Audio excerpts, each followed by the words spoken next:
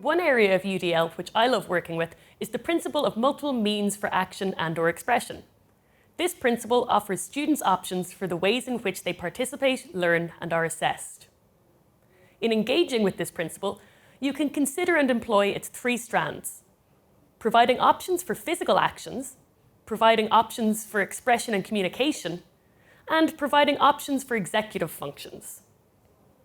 My personal favourite in classroom scenarios is giving students multiple options for physical action.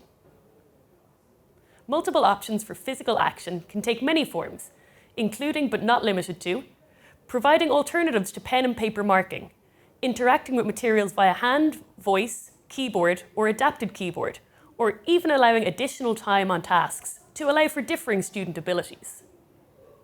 Working in the School of English, Drama and Film, we are often very dependent on textbooks and written forms of expression and assessment.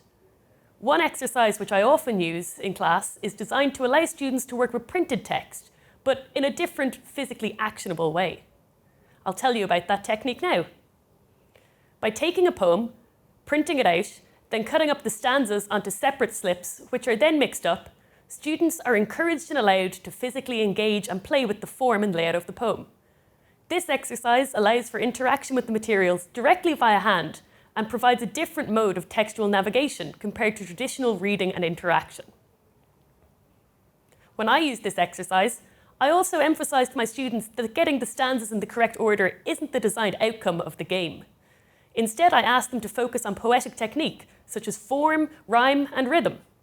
By allowing students to physically interact the poem with this way, they are much more likely to pick up on such formal aspects, rather than focusing strictly on the narrative story of the poem.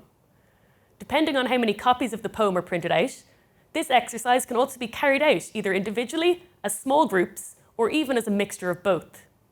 This mix of the individual and groups also gives the students multiple options for expression and communication, and takes into account how each student may work best.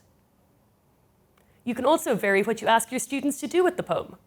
One example may be to create 2 shorter new poems which subscribe to specific formal constraints. Or you may wish to divide multiple poems or stanzas in half amongst different students or groups and have your class try and find their matching pair.